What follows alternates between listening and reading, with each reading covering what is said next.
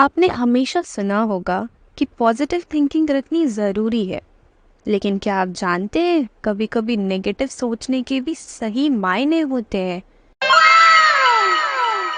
जी हाँ, आज इस वीडियो में हम लोग जानेंगे कि नेगेटिव थिंकिंग भी क्यों उतनी ही ज़रूरी होती है जितनी पॉजिटिव थिंकिंग। वीडियो को स्टार्ट करने से पहले हमें ये भी तो जानना है कि आखिर ये स्टोइसिज्म होती क्या है जो इतने पुराने और कंट्रोवर्शियल स्टेटमेंट को जस्टिफाई करेगी कि नेगेटिव सोचना भी इक्वली बेनिफिशियल है।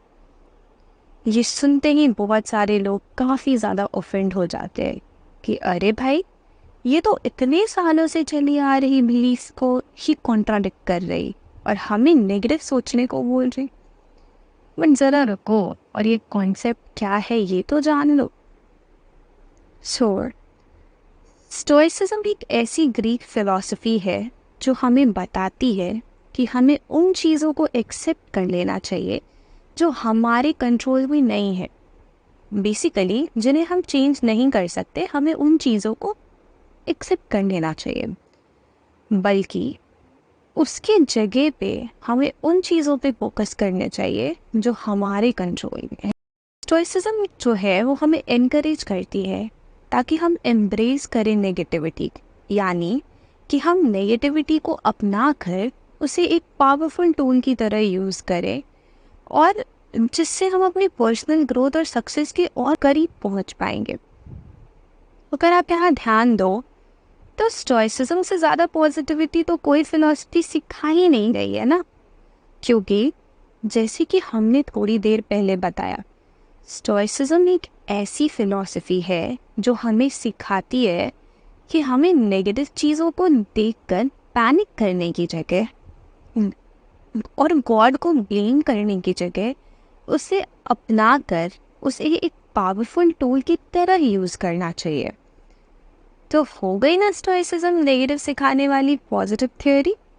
अब बहुत सारे लोगों के मन में ये क्वेश्चन लगातार आ रही होगी कि जब जब होना वही है जो प्री डेस्टिन्ड है, तो फिर इतने बड़े बड़े एंटरप्रेन्योर्स, इतनी पॉपुलर बुक्स हमें ये क्यों सिखा रही होती है कि we can manifest whatever we want in reality, यानी कि हम लोग हर वो चीज़ हासिल कर सकते हैं उसकी हमें चाह है।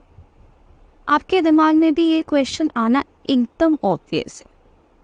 तो पहले तो मैं आपको बता दूं कि कुछ चीज़ें ऐसी होती हैं लाइफ में जो हमारे कंट्रोल में बिल्कुल भी नहीं होती, जैसे कि बर्थ एंड डेथ। अब जो लोग मैनिफेस्टेशन के थ्रू बर्थ या डेथ कंट्रोल करने में लग जाते हैं, वही लोग निराश होकर आखिरकार ये भी बोलते हैं कि ये मैनिफेस्टेशन वेस्टेशन जैसी कोई चीज़ होती ही नहीं है, ये सब सिर्फ एक स्कैम है। होना वही होता है जो पहले से भगवान ने डिसाइड करा है। वेल, स्टोइसिज्म हमें यही सिखाती है ना कि हमें उन चीज़ों के बारे में सोचकर निराश होकर नहीं बैठ जाना चाहिए जो हमारे कंट्रोल में बिल्कुल नहीं है, बल्कि अपनी एनर्जी को हमें उन चीज़ों के लिए सेव करना चाहिए, उन चीज़ों में लगाना चाहिए जो एक्चुअल में हमारे कंट्रोल में, जिन्हें एक्चुअल में हम कंट्रोल कर सकते हैं। अब इसे थोड़ा और समझने के लिए हम एक ऐसे एग्जाम्पल देख लेते हैं जिसके बाद सोचने की पर्सपेक्टिव तो पक्का ही चेंज हो जानी है आपकी। Neville Goddard. बहुत लोगों ने इनकी मांग के बारे में पहले भी बहुत सुना था, बहुत लोग इन्हें जानते भी होंगे, और कुछ लोग तो ऐसे होंगे जिन्होंने कभी इनके बारे में पहले नहीं सुना होगा। कोई बात नहीं, नेविल गोडार्ड को फादर ऑफ मैनिफेस्टेशंस बोला करते हैं, और अगर सब कुछ हमारे कंट्रोल में होती तो नेविल गोडार्ड आज जिंदा होते ना। हाँ, जैसा कि वो प्रो थे, उनसे बेटर तो आजकल किसी ने मैनिफेस्टेशन में कुछ भी हासिल नहीं किया होगा मैनिफेस्टेशन के थ्रू, बट वो प्रो थे उस चीज़ में। तो उन्होंने भी अगर उनके हाथों में भी अगर हर चीज़ कंट्रोल करने की होती तो वो भी आज हमारे साथ जिंदा होते। मैनिफेस्ट करने में तो उन्होंने ये मैनिफेस्ट कर लिया होता कि वो हमेशा जिंदा रहे, that he never dies. But Neville Goddard ने अपनी लाइफ की कई बड़े बड़े और कई सारी छोटी छोटी चीज़ें जो है वो मैनिफेस्ट की है। अगर वो ये सोचकर घबरा जाते कि उन्हें एक दिन तो मरना ही है, उनका डेथ जो है वो उनके कंट्रोल में बिल्कुल ही नहीं है, उनका मैनिफेस्टेशन उनके डेथ को कंट्रोल करने में काम नहीं करेगा, तो वो कभी इन छोटी छोटी या इन बड़ी बड़ी चीज़ों को मैनिफेस्ट कर ही नहीं पाते। उन्होंने अपनी सारी एनर्जी पैनिक करने में, डिप्रेशन में इन्वेस्ट कर दी होती, जो कि उन्होंने बड़ी बड़ी चीज़ों को मैनिफेस्ट करने में लगा। हमें स्टोइसिज्म भी बस नेगेटिविटी को पॉजिटिवली हैंडल करना ही तो सिखाती है। जो लोग स्टोइसिज्म को समझ जाते हैं उनका हर एक नेगेटिव सिचुएशन के लिए भी पॉजिटिव अप्रोच बन जाता है। अब हम लोग कुछ ऐसे ग्रेट स्टोइक फिलोसोफर्स के बारे में जानते हैं जिन्होंने अपनी लाइफ में एक्सट्रीमली हासिल किया है। वो लोग अपने लाइफ में एक्सट्रीमली सक्सेसफुल रह चुके हैं। जैसे कि 300 BC की बात है, मिडिल ईस्ट में सिप्रस नामक एक शहर था जिसमें एक बहुत ही वेल्दी ट्रेडर जो कि बिजनेसमैन भी था वो रहता था। उसके पास काफ़ी ज़्यादा मनी एसेट्स थे, काफ़ी ज़्यादा एम्पायर उन्होंने खड़ा कर रखा था, बहुत अमीर थे वो। एक दिन की बात है, वो अपने शिप से ट्रैवल कर रहे थे जिसमें उनके सारे एसेट्स थे, सारे पैसे, सारी ज़िंदगी भर की जमा पूंजी उनके उस शिप में थी, जो मानी जाती थी कि उनकी शिप जो है वो सिंक नहीं करेगी, वो कभी डूबने वाली शिप नहीं थी। बट अनफॉर्चुनेटली वो शिप उस दिन डूब गई। उन ट्रेडर का नाम जीनो था। जीनो अपने लाइफ बोट के थ्रू कैसे भी बाहर आ गए, पर उनके सारे एसेट्स जो थे वो वही उस बोट के साथ डूब गए। अब जीनो की जगह अगर और कोई नॉर्मल इंसान होता तो वो डिप्रेस्ड हो जाता या तो सुप्रीम पावर्स को ब्लेम करता इतने बड़े लॉस के लिए। बट क्योंकि जीनो एक बहुत ग्रेट स्टोइक थे, उसने एकदम कामली सारी सिचुएशन को ऑब्जर्व किया और हताश होने की जगह उसने बिना ज़्यादा कुछ सोचे वापस से कुछ साल के अंदर पहले से भी डबल एसेट्स तैयार कर लिए। जीनो हमें ये सिखाते हैं कि बहुत सारे सिचुएशंस ऐसे आते हैं लाइफ में जो कि हमारे कंट्रोल में नहीं होते, पर उस सिचुएशन में हम रिएक्ट कैसे करते हैं ये हमेशा हमारे कंट्रोल में होता है। जीनो को इसीलिए फादर ऑफ स्टोइसिज्म कहा जाता था।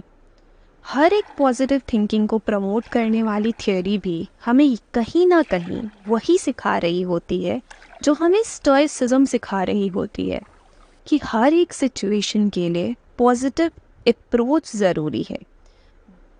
हर एक सिचुएशन के लिए पॉजिटिव सोचना ज़रूरी नहीं है, बट अगर कुछ चीज़ नेगेटिव हो भी जा रही है तो उसके लिए एक पॉजिटिव पर्सपेक्टिव रखनी चाहिए। ऐसा नहीं होता है कि जो लोग सक्सेसफुल होते हैं उनकी लाइफ में कभी नेगेटिव सिचुएशंस नहीं आए होते, बट उन लोगों के सक्सेसफुल होने के पीछे एक बड़ी सीक्रेट होती है। और वो बड़ी सीक्रेट ये है कि जब भी लाइफ उनके सामने नेगेटिव सिचुएशंस लाकर खड़ी कर देती है, वो लोग उस सिचुएशंस को एक्सेप्ट कर लेते हैं। उस पर रिएक्ट करने में अपनी एनर्जी वेस्ट करने की जगह वो अपनी एनर्जी को सेव करते हैं, जिससे वो अपने फ्यूचर को बेटर बना सके। अब हिस्ट्री में काफ़ी सारे ऐसे ग्रेट स्टोइक फिलोसफर्स रह चुके हैं जिन्होंने हमें लाइफ में अपने पर्सपेक्टिव को कैसे सही रखना है ये सिखाने की कोशिश करी है। अब बात ग्रेट स्टोइक्स की हो रही हो और मार्कस ऑरेलियस ना आ सके, ये सिचुएशन भी हमारे लिए नेक्स्ट टू इम्पॉसिबल ही है।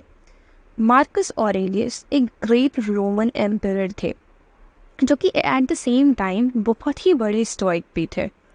मार्कस को भी अपने पॉलिटिकल और पर्सनल लाइफ में काफ़ी प्रॉब्लम्स फेस करने पड़ रहे थे, बट उस नेगेटिव सिचुएशन में पैनिक होकर रिएक्ट करने की जगह उन्होंने काम रहना चुना और अपने ड्यूटीज़ पे फोकस करते रहे। मार्कस ये मानते थे कि आउटर सर्कमस्टांसेस में कोई पावर नहीं, वो पावरलेस होती है, वो हमारे इनर सेल्स को कभी हार्म नहीं कर सकती। अब मार्कस ऑरेलियस के जैसे ही एक और ग्रेट स्टोइक फिलोसोफर थे एपिक्टेटस भी एक ग्रेट स्टोइक फिलोसफर रह चुके हैं जिनका जन्म एक स्लेव की तरह हुआ था। अब आप बोलोगे कि फिर इन्होंने अपनी लाइफ में खुशियाँ हासिल कहाँ करी, इन्होंने कहाँ मैनिफेस्ट कर लिया स्टोइसिज्म फॉलो करके। सुनो तो, ऐसे सिचुएशन में जब उनकी जन्म एक स्लेव की तरह हुई थी, ऐसे सिचुएशन में होने के बाद भी उन्होंने कभी अपनी लाइफ को नहीं कोसा, बल्कि उसकी जगह उन्होंने उस सिचुएशन को एक्सेप्ट किया। एपिक्टेटस का ये मानना था कि असली फ्रीडम हमारे माइंड में होती है। वो हमें सिखाते थे कि हमें अपने थॉट्स और जजमेंट्स पे फोकस करना चाहिए, क्योंकि यही दो चीज़ ऐसी है जो हमारे खुद के कंट्रोल में होती है। जैसे कि हम लोग सुनामी को कंट्रोल नहीं कर सकते, बट उसकी वजह से जो चीज़ें ख़राब हुई है उसे ज़रूर ठीक कर सकते हैं।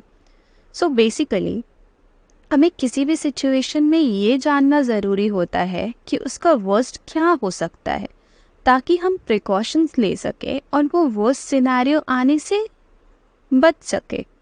स्टोइसिज्म को सिर्फ ग्रेट फिलॉसफी की तरह समझने से हम लोग वहीं रह जाएंगे जहां इस वीडियो को देखने से पहले तक थे। इसीलिए धीरे धीरे अपनी लाइफस्टाइल में इम्प्लीमेंट करना भी उतना ही ज़रूरी है जितना हमें वीडियोस को सुन करके छोड़ देना ज़रूरी होता है। थैंक्स अ लॉट इस वीडियो को पूरी देखने के लिए। हमेशा याद रखें, स्टोइसिज्म जो है वो आपके लिए it can be the ladder to your success. वही एक ऐसी सीढ़ी है जो आपको आपकी सक्सेस तक कंसिस्टेंटली पहुंचा सकती है। Thank you.